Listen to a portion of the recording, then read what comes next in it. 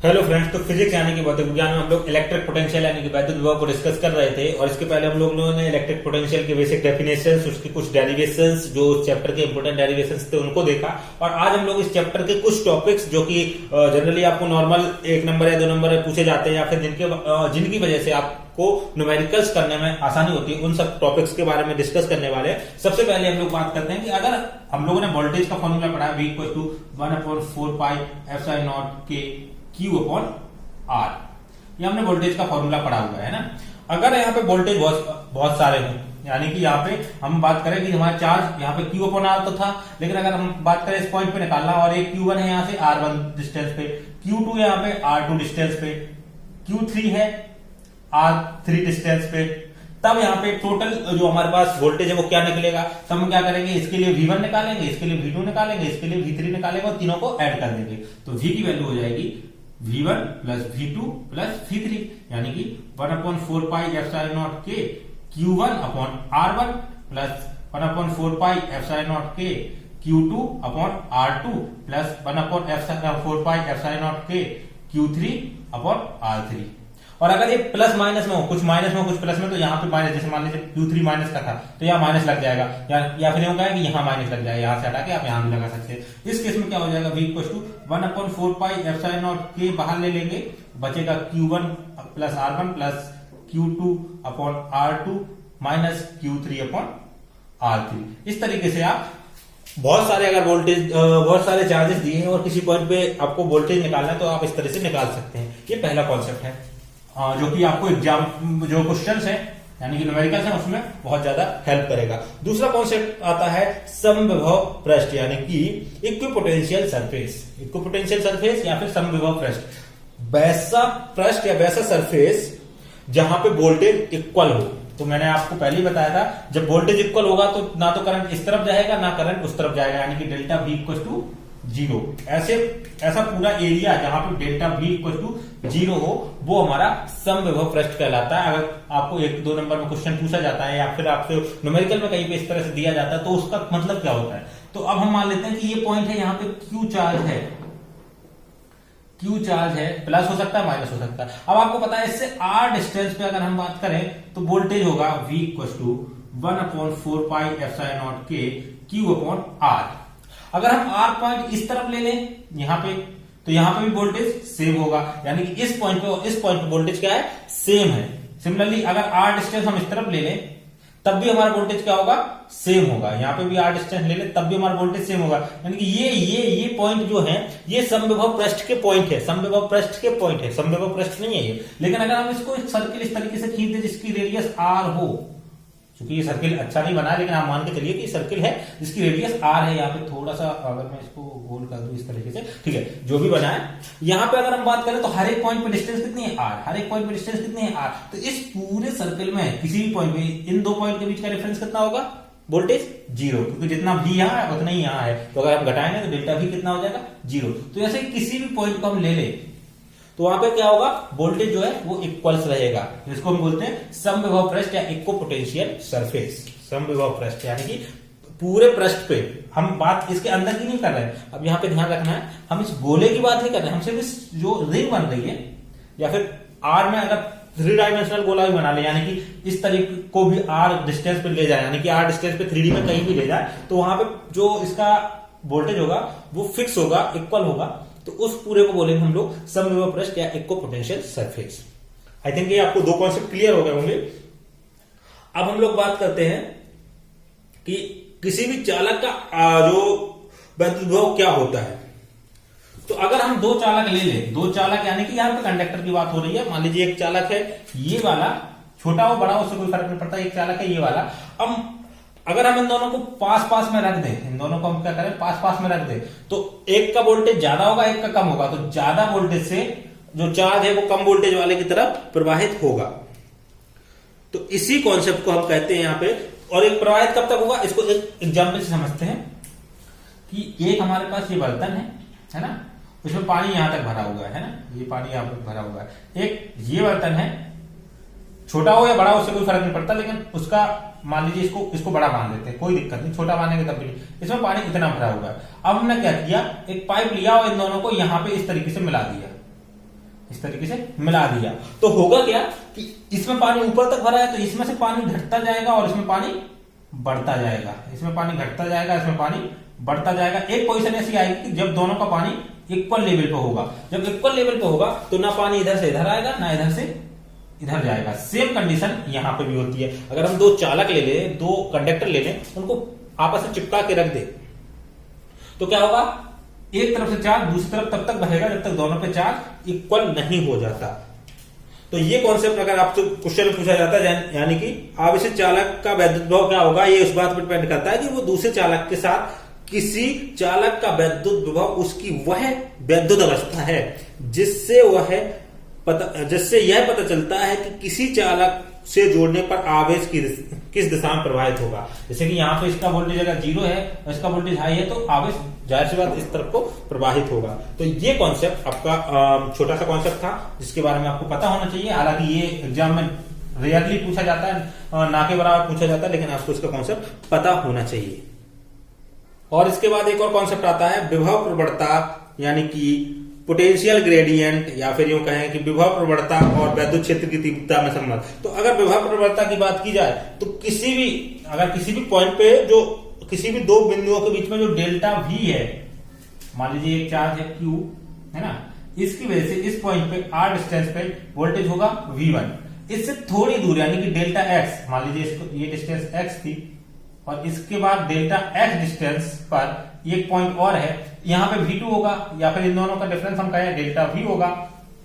तो इनका जो डिफरेंस है delta V upon delta x, इसको बोलते हैं हम लोग, क्योंकि आपको विभव प्रवणता इसको बोलते हैं, विभव प्रवणता है ना, वोल्टेज यानी कि पोटेंशियल ग्रेडियंट बोलते हैं या फिर इनको हिंदी में बोलते हैं विभव प्रवणता। तो मैं चाहे हिंदी लिख दे विभव प्रवणता या फिर पोटेंशियल ग्रेडियंट, तो पीजी में यहाँ पे लिख देता हूं पोटेंशियल ग्रेडियंट। तो ये हमारे पास विभव प्रवणता का फॉर्मूला होता है। और अगर हम लोग बात करें कि इसका इलेक्ट्रिक फील्ड से क्या रिलेशन है तो E इक्वल टू होता है, इसका मैं डेरिवेशन भी करके बता दूंगा, E इक्वल टू होता है minus delta V upon delta x। ये फॉर्मूला होता है, ये आपको याद रखना है, आपको न्यूमेरिकल्स में काम आएगा। लेकिन अगर इसका डेरिवेशन आपको पूछा जाता है एग्जाम में तो वो कैसे करना है, तो इसके लिए सिंपल सा फॉर्मूला है, हमें पता है कि F इक्वल टू होता है Q इंटू ई, F इक्वल टू होता है Q इंटू ई, और जो हमारे पास डेल्टा यहाँ पे W इक्वल टू होता है F इंटू, अगर हम लोग यहाँ पे चूंकि यहाँ पे डेल्टा एक्स की बात करें तो डेल्टा W होगा delta x, F into x, distance into force into displacement, यानी कि बल गुणे बल की दिशा में विस्थापन। तो यहाँ पे हमारे पास W की वैल्यू ये हम कई बार निकाल चुके हैं। अब हम यहाँ पे F की वैल्यू जो होती है वो यहाँ रख देते हैं, ये हम फर्स्ट चैप्टर में पढ़ चुके हैं, यहाँ पे क्वेश्चन Q क्यों होता है ना। तो यहाँ पे डेल्टा W की वैल्यू क्या हो जाएगी, Q into E into delta x, Q into E into delta x हो जाएगा यहाँ पे वैल्यू, है ना। और यहाँ पे अगर हम लोग बात करें कि यहाँ पे यहाँ पे फोर्स होता है वो नेगेटिव होगा, क्योंकि फोर्स इस तरफ को लग रहा है और डिस्प्लेसमेंट इस तरफ को हो रहा है। ये मैं इसके पहले वीडियो में बता चुका हूं, तो इसको बहुत ज्यादा डिटेल में नहीं जा रहा हूं क्योंकि एग्जाम में भी नहीं आता, आपको ये नॉर्मल फॉर्मूला बेसिकली याद करना होता है। लेकिन फिर भी मैं डेरिवेशन बता दे रहा हूं ताकि आपको अगर डेरिवेशन पूछा जाए तो आप कर पाए उसका। तो यहाँ पे माइनस लग जाएगा। अब यहाँ पे डेल्टा W और Q को नीचे ले आते हैं, तो यहाँ पे Q आ जाएगा इक्वल टू हो जाएगा माइनस का E डेल्टा एक्स, है ना, ये हो जाएगा। अब हमें पता है V इक्वल टू होता है W अपॉन Q, है ना।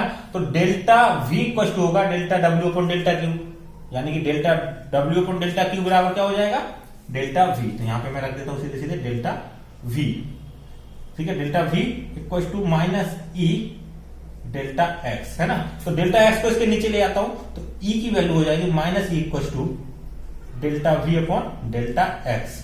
अभी माइनस को इस तरफ से ले जाकर मैं इस तरफ ले जा सकता हूं, कोई दिक्कत नहीं है। तो ये हमारे पास फॉर्मूला बन जाता है। अगर ये डेरिवेशन पूछा जाए तो आपको इस तरह से ड्राइव कर देना है, अदरवाइज आपको इस फॉर्मूले को याद रखना है जो कि न्यूमेरिकल में काम आएगा।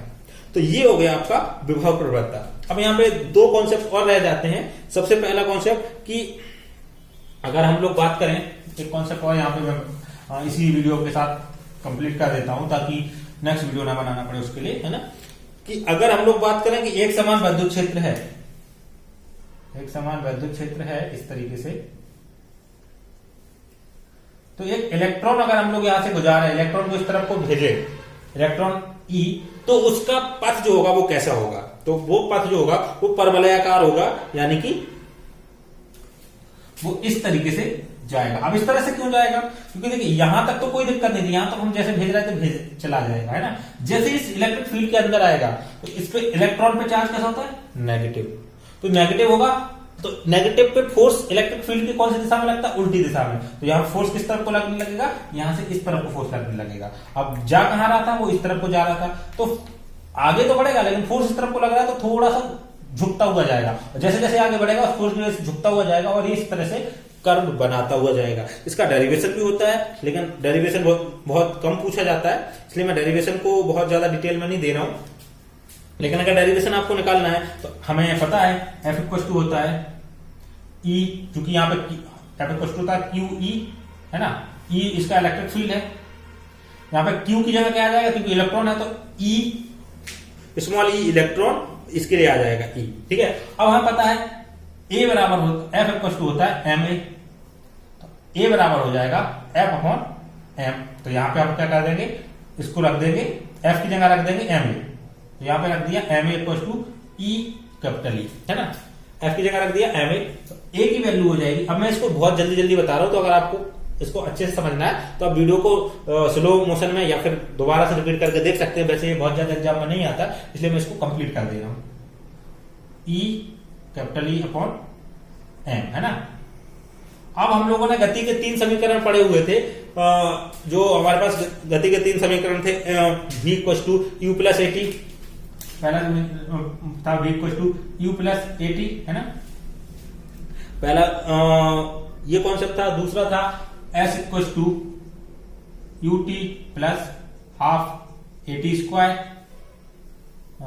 सॉरी, और तीसरा जो इक्वेशन थी वो थी आपकी v स्क्वायर बराबर यू स्क्वायर प्लस 2as, है ना। इन 3 इक्वेशंस का यूज करके हम लोग इसको आगे फॉरवर्ड कर सकते हैं। अब इस केस में हम मान के चलते हैं कि हमारा u क्या है? वो 0 है। क्यों? क्योंकि ये हम यहाँ पे 0 से स्टार्ट कर रहे हैं और यहाँ पे छोड़ देते हैं, तो कैसे ये आगे बढ़ेगा उसकी बात कर रहे हैं कि हमारा इनिशियल जो वेलोसिटी थी वो 0 है, क्योंकि हम 0 से स्टार्ट करेंगे, वेलोसिटी दे रहा है। तो यहाँ पे u वाले टर्म, ये तीनों के तीनों टर्म यहां से गायब हो जाएंगे ना। अब हमें पता है एक्स एक्सिस, ये डायरेक्शन कौन सी? X axis. तो एक्स एक्सिस में चली गई दूरी एक्स इक्वल टू होता है velocity into time, v into time, है ना। वेलोसिटी कितनी है और टाइम कितना है, तो ये हमारा x की वैल्यू हो गई x equal to v plus a t. और यहां पे हम इनमें से कोई एक फॉर्मूला यूज कर लेते हैं, ये वाला फॉर्मूला यूज कर लेते हैं। तो यहां पे हो जाएगा डिस्टेंस, यानी कि डिस्टेंस यहाँ पे x ले रहे हैं, या s की जगह हम लोग x लिख सकते हैं। x इक्वल टू हो जाएगा क्या? हाफ ए टी स्क्वायर, है ना, हाफ ए टी स्क्वायर। तो यहां पे x की वैल्यू जो है, सॉरी 4 जो है इस डायरेक्शन में लग रहा है ना, फोर्स इस डायरेक्शन में लग रहा है, तो ये जो वैल्यू होती है ये एक्सीलरेशन की डायरेक्शन में होती है। तो ये यहां पे हम लोग बात करेंगे, ये एक्स एक्सेस है तो ये वाई एक्सेस होगा। तो ये होगा y equal to half a t square, क्योंकि ये यू टी क्या हो जाएगा? 0। यू क्या हो जाएगा? 0, क्योंकि यू हमारा 0 मान के चल रहा है। तो y इक्वल टू हो जाएगा हाफ, ए की वैल्यू रख देंगे ई एम, और टी की वैल्यू क्या रख देंगे? टी की वैल्यू यहां से रख देंगे, तो टी की वैल्यू हो जाएगी एक्स अपॉन वी, है ना। तो एक्स अपॉन वी का होल स्क्वायर। तो सिंपली इसको हम कह सकते हैं y इक्वल टू, क्या कह सकते हैं इसको? y equal to half e capital E upon m x square v square. अब देखिए हमें इन सब चीजों से कोई मतलब नहीं है, हमारे पास y डायरेक्टली प्रोपोर्शनल हो गया एक्स स्क्वायर के, और ये एक पैराबोला का इक्वेशन है कि x और y में अगर एक मतलब y equal to x square है या फिर x equal to y square है, तो वो एक पैराबोलिक पथ पर मूव करता है। तो ये हमारे पास बेसिकली इसको प्रूव करने का तरीका हो गया। बाकी हमें इसको प्रूव करने की, आपको 1 या 2 नंबर में आता है तो आपको ये डायग्राम बनाना है, वो आपको समझा देना है कि ये इस तरीके से बात करता है। लेकिन अगर डेरिवेशन आ जाता है तो उसको कैसे सॉल्व करना है वो भी मैं आपको यहाँ पे बता चुका हूँ। तो ये बहुत ज्यादा इंपॉर्टेंट वीडियो नहीं था, बहुत ज्यादा इंपॉर्टेंट कॉन्सेप्ट नहीं थे, लेकिन इनका यूज हम लोग न्यूमेरिकल सॉल्व करने में करेंगे, इसलिए मैंने ये सारी चीजें आपको एक ही छोटे से वीडियो में कवर अप कर दी, वरना इनके लिए अलग अलग टॉपिक के लिए अलग अलग वीडियो बनाने पड़ते हैं और आपका बहुत ज्यादा टाइम वेस्ट होता। तो अगर आपको वीडियो पसंद आ रहे हैं तो इसको लाइक जरूर करिए, कोई सुझाव है तो आप कमेंट बॉक्स में बता सकते हैं और अपने दोस्तों के साथ ये वीडियो जरूर शेयर कीजिए ताकि वो भी ये जो कॉन्सेप्ट है उनको आसानी से घर बैठे सीख सकें।